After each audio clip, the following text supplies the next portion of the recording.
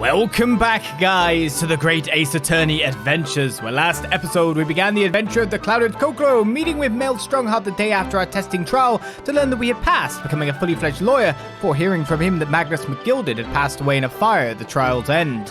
Pressed for time, the Chief Justice passes on to Inspector Gregson to tell us about our new case before we headed over to the prison to meet our client, a fellow Japanese exchange student in the form of Soseki Natsume, as we now find out what he knows. Soseki Natsume-san? What an unusual name. Call me Soseki, please. I'm a poet, you see, a writer of haiku. It's something of a nom de plume. A nom de plume? You mean an alias? That's right, Naruhodo-san. No! Don't be so prosaic. It's much more refined than that. And the haiku? That really reminds me of home. Did I hear you say that you were a visiting student sent over here by the government? Yes, that's right. A year ago I was told to go and study English. First I had to suffer that misery, and now this! It's beyond the pale! Suffer that misery? Did you not want to study here? No, I mean, I've had an interest in grade writing for some years, of course. Oh. But just because the government tells you to do something, does it mean you can do it? No! What do you mean? If they told me to study English literature, that I could have understood. That's my field. But no, they told me to study the English language. Utterly, unbelievably, unjustly unreasonable. Seems pretty good at it. I see. Only the other day, I was told to send a report about my first year here. I tendered a blank piece of paper. Wise words on white washi! You must be a man of great standing. Oh yes, so I am often told. And often like to be told, it seems. The accusation against you, please tell us more. Could you perhaps tell us exactly why you've been arrested, Soseki-san? I didn't do it! I didn't commit that atrocious murder! Murder? Oh, no. It's all right. The woman didn't actually die, did she? But she was stabbed with a knife right before my eyes. Before your eyes? You mean you saw the attacker? I didn't see anyone. What? Have I seen the person who did it? Do you think I'd be locked up in here? Oh dear, it seems this case is becoming rather complicated. Why me? Why me? Why did that silly woman have to be stabbed in front of me? It's the curse of London. It's incredibly, inexcusably, irritatingly inconvenient. So Seki-san was there at the scene, but he didn't see the attacker. It's vital that we find out more about the case. Tell me more. It was an accursed evening, just after the snow had started to clear and heavy with fog. I'd been to the bookshop to buy some books, and I was on my way back to my accursed lodgings. Sure, the bookshop wasn't accursed too. As I was walking along that accursed pavement, I could make out the sole silhouette of another ahead of me. A woman, wearing a green overcoat she was, and just as I went to overtake her, she suddenly let out a little scream and collapsed onto the cold, hard slabs of stone at my feet. How terrible! I called out to the woman, but she didn't move. It was like a ghostly, ghoulish, grim graveyard. Slight exaggeration there, perhaps. I was terrified. I had to get away from there. So I ran as fast as my legs would carry me back to my accursed lodgings. That's not good. They'll say it was shameful, I know, to run away like that. Tell me, Soseki-san, was the victim an acquaintance of yours? Don't be ridiculous. Do you think I know any of these fair-haired English, and a young woman at that? I'm diffident, shy, timid, unsure. I can't talk to people. I see. A young woman, unknown to Soseki-san. And at the time it happened, who else did you see nearby? Did anybody pass you? Regrettably, apart from myself and the woman, I didn't see a soul. No one? Oh, great. So the victim was unknown to you, and there was nobody else on the street at the time. That creates something of a conundrum, doesn't it? Huh? What conundrum? I mean, it's like, well, you can't really... Who murdered if there's no one else there? What do you mean, Sosada-san? What's the conundrum? Well, if what Soseki-san has just told us is true, there's something I can't explain. He says that he didn't know the victim, and that there was no one else at the scene. Then he apparently fled without having been seen. I did! Then how are you in jail? But if that's the case, surely this man has to be the culprit. Yeah, but if he fled with no one to see him as well. Ah! You! What'd you just say? Nothing. I didn't say anything. Oops. Perhaps I thought that a little loudly. Actually, that's not what was troubling me. What I was thinking was, how did Soseki-san actually come to be arrested? The two things. Sorry. He didn't touch the victim and there was nobody at the scene to see him. So how did the police ever discover that he was there in the first place? Oh yeah, she's right.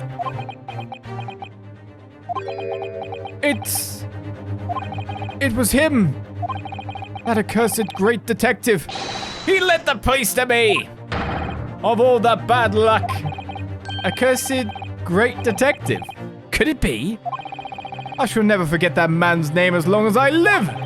With his haughty laugh and his self-proclaimed greatness. Rash, big-headed, busybody begone! May you be cursed to the end of your days, Hairlock Sholmes. I knew it. Mr. Sholmes. Hairlock Sholmes. Well, I didn't expect to hear that name from this man's lips, that's for sure. It was the morning after that nightmare had unfolded on the pavement before me. I was gnawing on a sliver of hard cheese when some men suddenly burst in through the door. They started shouting at me. This is the police. Put the weapon down. Yes, it was a thin sliver, and yes, it was hard, but I wasn't needed a weapon. Disgusting dietary discrimination devils! You clearly had a trying morning yesterday. And there he was, in the middle of all the policemen, grinning like a Cheshire cat. That Hairlock Sholmes! It's actually just Herlock Sholmes. He's English. I've since found out that he's a famous name in detection here in London. Yes, the great detective is really very well known. And his overly sharp mind managed to deduce my whereabouts, apparently. He thinks I'm the knife-wielding madman! Me, this weak, stooped kitten of a man! I wonder what great deduction process led him to this conclusion this time. Do you mean to say that Mr. Sholmes' deduction was the only reason the police arrested you? That would be really most unreasonable. Well, the thing is, I was thrown into a panic when they barged their way in. Of course you were. That's only natural. I was terrified and trembling, and they kept throwing question after question at me in impossible English. Fiendish, foreign, flim-flabbery! Well, we are in England. You can't really blame them for questioning you in English. Good point. But my mind went blank. I knew I had to answer, but I didn't know what to say. So I just kept repeating things like, yes, I do, and I'm fine. The next thing I knew, I was in manacles, and before I knew it, I was thrown in here. Oh dear, I'm afraid that's hardly surprising. I'm fine. He's not fine now. He's no Apollo either. Mr. Naruhodo Esquire! Oh, you could just call me Naruhodo. And when we're speaking English, a simple Mr. is more than enough. Oh yes, alright. Yes, they've really got to be. This country's poisoning my mind. Does that. But please, I beg you to defend me in court tomorrow. You can tell them what really happened. You'll do it, won't you? Well, why? Why is it so hard to say yes to me? Well, the thing is, I'm just a student like yourself on a study tour. A student? I have defended a case in the Old Bailey, only the one though. But at this moment in time, I really don't know what I'm supposed to believe in. I'm confused about what justice in this country even means. Oh, Naruhodo-san. I'm not even the foreign student who was supposed to be here. I'm a sort of locum lawyer, I suppose. But then man! That's the mark of a defense lawyer for my great empire! It's a keepsake from the man who should have been here. He was my best friend. A keepsake?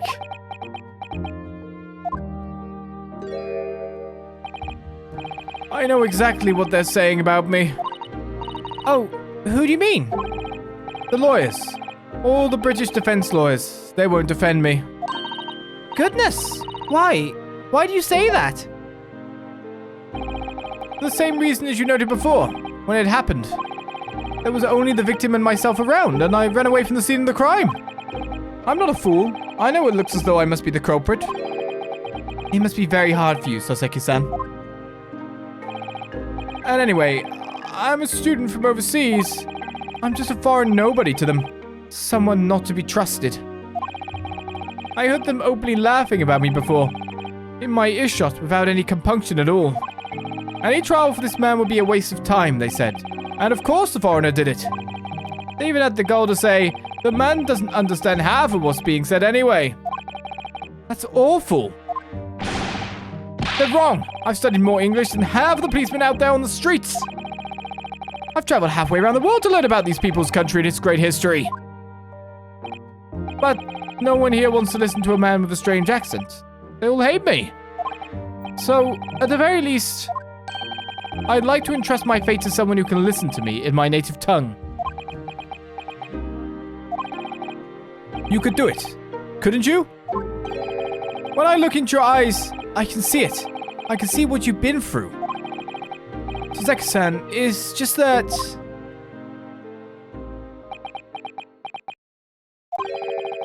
Give me a little time, please. Huh?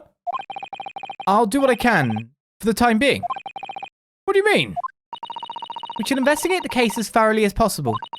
If we can find some clues, it will give us a much better chance, I'm sure. Oh, yes, thank you. I'll be here, all alone, waiting for you. Locum student, Mr. Naruhodo Esquire. We should be going then, Naruhodo-san. We have a case to prepare for. Nothing more to do with you then, sir? Well, there's only one place to go. To Briar Road.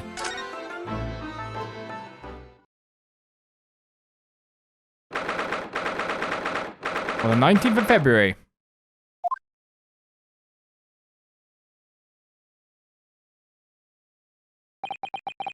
So this is where it happened. Briar Road. Briar. Ah! Look, Mr. Naruhodo! Look at that regulation metal helmet. It's unmistakable. The men of Scotland Yard are here. They're investigating as we speak. That is their job, you know. Mr. Naruhodo, to see one with my own eyes. They're often depicted in the Adventures of Hairlock Sholmes, but I never dreamt I'd even come this close. To a real Bobby's helmet. What? The helmet? Of course. I should try one on one day. Well, I hope your Hattie dream comes true.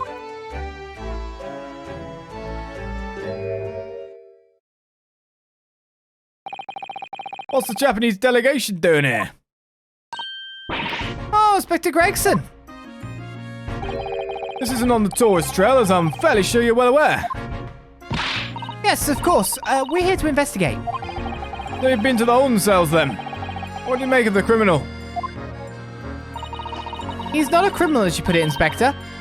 He's a suspect. Yeah, we'll see about that. You Japanese like to stick together, I suppose. Well, do what you will. Doesn't bother me. The bloke's in court tomorrow, whatever happens. And the verdict's a foregone conclusion. Ugh, stone cold air of rejection. Take heart. London this time of the year is full of stone cold air. That makes it worse somehow. Let us converse with Gregson, the Scotland Yard. Tell me about Scotland Yard, Inspector. Ever since I read about it in the Adventures of Hairlock Sholmes, I've been fascinated by the place. The Yard is the most sophisticated policing organization you'll find anywhere in the world, ma'am. Oh, and you know, I've always dreamt of wearing a real Bobby's helmet. It does make them look the part, seeing that policeman there with his helmet on. You suddenly get the sense that this is a man who will take no nonsense in his duty of protecting the city. Oh yes, doesn't he look wonderful? Being a London Bobby is hard going, I can tell ya. Oh really? First thing in the morning, you know what he does? Goes round and rouses all the labourers on his beat so they can get off to work. What? He wakes people up? Yep. Raps on their windows with a long pole. Did it myself going back a bit. I had no idea. The Bobby works for the people of the town. It's just another one of his duties. After that, he starts tirelessly patrolling the streets all day long. He has to cover 20 miles a day. That's the regulation distance. I can't really imagine how far that is, but it sounds like a long way. Let me see. 20 miles? That's approximately the distance from Tokyo to Yokohama. On foot? That's definitely taking things a step too far. And when it gets dark, of course, he has the important job of lighting all the gas street lamps. Oh my! And I suppose in between all those duties, Bobbies are expected to investigate cases as well. And chase after criminals trying to evade the law. I'm not sure you could call it in between, exactly. More alongside, but yes. They're expected to handle those jobs as well. We do have men keeling over from time to time, I admit. I'd always dreamt of wearing one of those helmets, as I said. But it's with a heavy heart that I shall have to relinquish that dream to you, Mr. Naruhodo. Your heavy heart will be my heavy head if you do. About the case, sir. It happened at around 5 in the evening, 2 days ago, just down that open bit of pavement. The victim, a young woman, was stabbed with a blade from behind. Is it right that the lady is still unconscious now? You mentioned that she's being treated in hospital. I never said she was a lady. Truth is, unless she comes around pretty smartish, we won't be able to find out much about her at all. I suppose that means they haven't been able to take a statement from her, of course. Here's a map of the local area I happen to have on me. You can take it if you want. Really? Are you sure? It's our policy to give lawyers defending suspects the odd bit of information to go on. I haven't actually accepted the job yet, but still. Thank you, Inspector. We gratefully accept. A local map has been entered into the court record.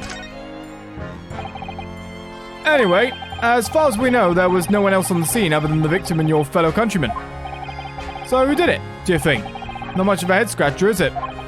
Well, I know Mr. Natsume is also claiming not to have seen anyone else around, but just because he didn't see anyone, it doesn't mean we can be sure that nobody else was present. I'm sorry to have to tell you, but we most certainly can be sure.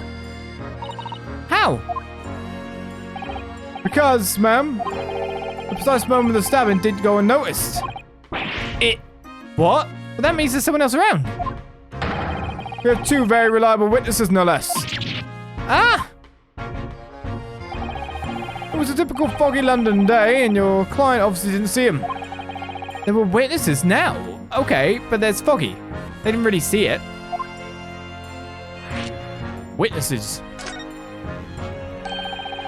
Who are these witnesses, Inspector?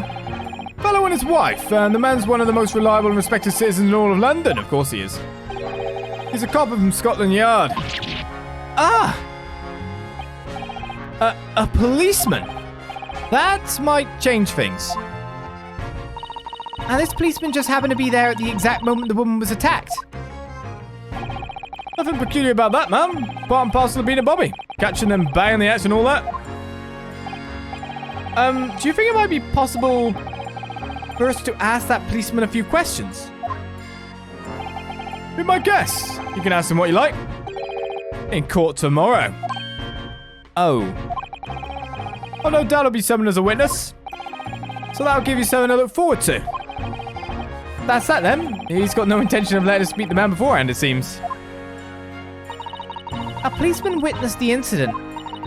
As your judicial assistant, I must warn you that this could make our job very difficult indeed.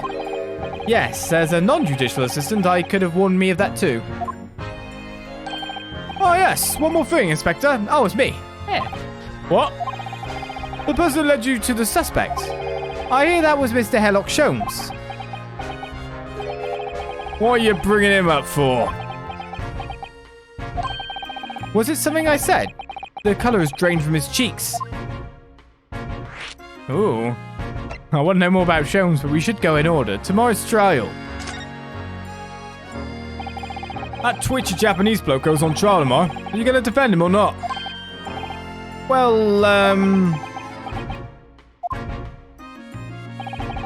makes no difference to me, but I would just say this. No London lawyer worth his salt would touch that case with a barge pole. Because the prosecution is being handled by the Reaper of the Bailey, you mean? There's no way to save the man now. It's a waste of time trying.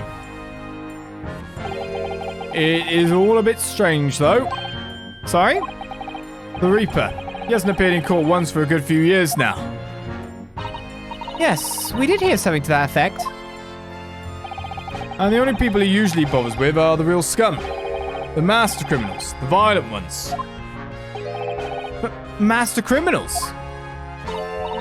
The violent ones? That's right. He handpicks his victims. Only deals with those guaranteed to go to the gallows for their sins. But Mr. Natsume wouldn't hang for what he's accused of, surely. That's just my point, Sunshine. Yeah, the young woman was stabbed, but it didn't kill her. Couldn't even say the intent was there. So this isn't the sort of case I'll be expecting the Reaper to want to sink his teeth into, for want of a better phrase. Well, it's not exactly a minor infraction, is it? No. There's got to be more to it. Some reason he's taken an interest. Really? What sort of reason, Inspector? Think I can tell what's going on inside the head of that Lord of Darkness? You'll have to ask him yourself. Tomorrow's trial. Are we really going to have to face the Reaper again?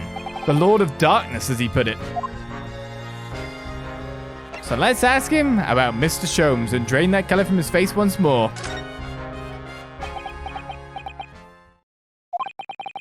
Who did you hear that name from? Oh, well, it was Mr. Natsume who mentioned it.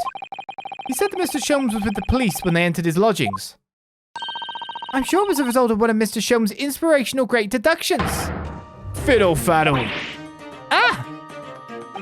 The man's an amateur, and I'm getting sick and tired of him showing his mug everywhere. Oh. I don't know where he gets his information from, but he turns up at the scene of the crime, wanders around spouting incomprehensible rubbish, and before you know it, he claims to have solved the case. Yes, he's quite astounding, isn't he? He is a great help to Scotland Yard, though, isn't he? Gibble gabble. Ah! Ever seen this before? Oh, yes, that Rance magazine. The wonderful publication in which the adventures of Herlock Sholmes appears. Yes, well, that wonderful publication, as you put it, sees fit to include several of the Ars Detective in its stories. And the so-called Great Detective makes a mockery of all of us. If you ask anyone at the Yard, it's a misadventure to be included in any Herlock Sholmes tale at all. Well, I suppose there's an element of that. We work our socks off, every one of us, only to be thumped by the public thanks to that obnoxious detective. The man's as dangerous to us at Scotland Yard as he is to all our criminals. That can't really be true. Can it, Inspector? Clearly the Great Detective and the police have a complex relationship. Well, I don't think we're going to get any more useful information out of the detective.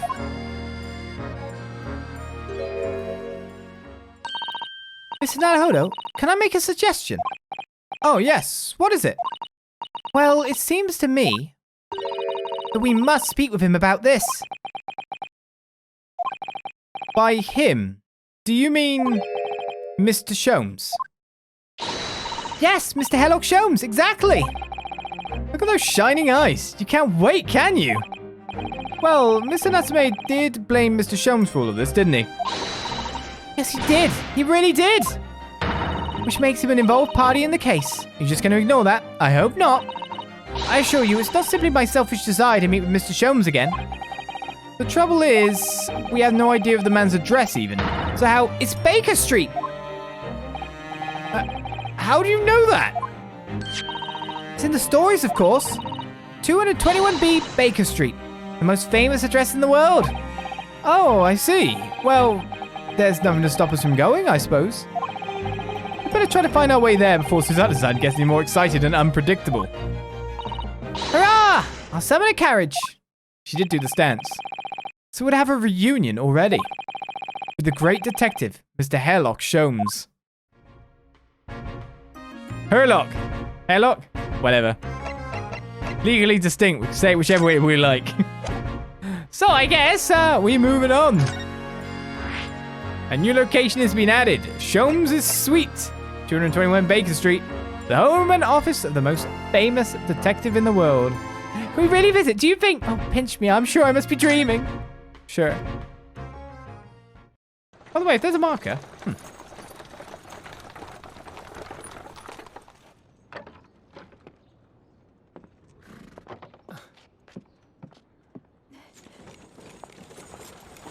Thank you very much. It's just up there overlooking the street. Good day. Thanks again.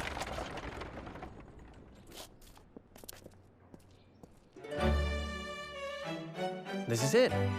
The residence of Mr. Herlock Sholmes.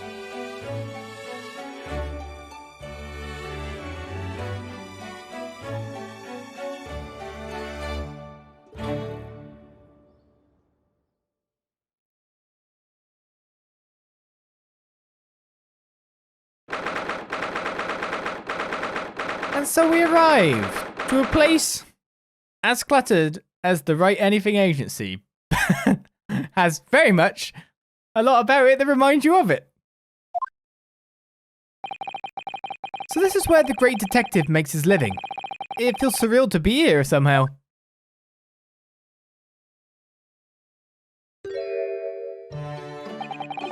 Is here describing the stories, Mr. Sado? Wait, did we just let ourselves in? Susato-san? Many famous cases have been solved here in this very room. Oh, I suppose they must have been, yes. I've never read the stories, so it's hard to get quite as excited about it as she seems to be. The detective chases the villain relentlessly as he disappears into the fog down an unlit London street. Oh, the thrill of it, the romanticism. Can't you feel your heart thumping in your chest? Can't you, Mr. Naruhodo? Oh, I suppose I can, yes. So, if you don't mind, I'll just stand here and soak up the atmosphere for a while longer. Please don't mind me. She's obsessed. Well, it looks like our detective friend isn't home at present. Excuse me, is anybody home? Oh, do we have a visitor? Hello, is it a big new case for Mr. Sholmes? Hello? Wait, aren't you... Oh, how rude of me. I'll go and make some tea at once. I'm sure it's the same girl. Miss Susato, did you see the girl who was just here? Oh yes, isn't it truly extraordinary? To think that the King of Bohemia came to this very room to ask Mr. Sholmes to take on his case? The King of Bowaria? King Wilhelm, Gottsreich, Sigismund, von Ormstein, of course. Sorry, I'm drawing a blank. Forget the adventures of Herlock Sholmes for a moment, and a look over there. Tea's brewed, and I have a freshly baked cake as well. Ah, it's you!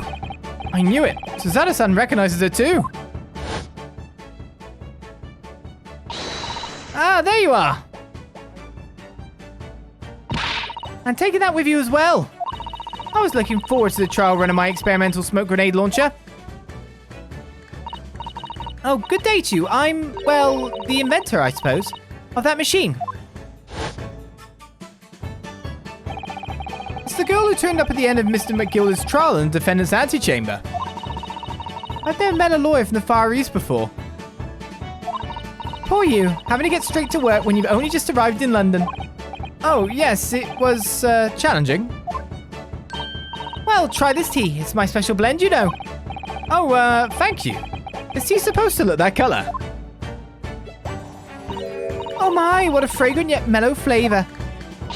Hooray, it's a winner. I tried blending different leaves designed to alleviate fatigue, you see. You must be exhausted after your long voyage here, and you have another ticklish trial tomorrow. Oh, and you're to defend a Japanese man. I do wish you lots and lots of luck. Did Mr. Sholmes tell you about us by any chance? Oh, you know Hurley, do you? Hurley? Mr. Sholmes, do you, Shirley? Mr. Sholmes was a fellow passenger on the boat that brought us to Great Britain, you see. Was he really? Well, I had no idea. I'm afraid Hurley's out on an errand again today, even though he's just returned from overseas. Wait a minute. We met this girl for the first time ever yesterday after the trial, and only briefly at that. How on earth does she know so much about us? Did she deduce all those things, do you think? And perhaps more to the point, why is she here in Mr. Sholmes' suite? Oh, silly me, I haven't introduced myself, have I? Well, should we leave the introduction for next time? As another episode draws to its end, we get to meet this delightful inventor. With the goggles such the same.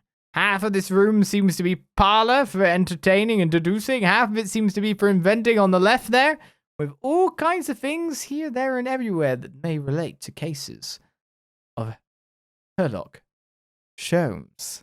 We continue on for our adventure of the Clouded Kokoro next time on Great Ace Attorney Adventures. Join me then for more. Bye-bye.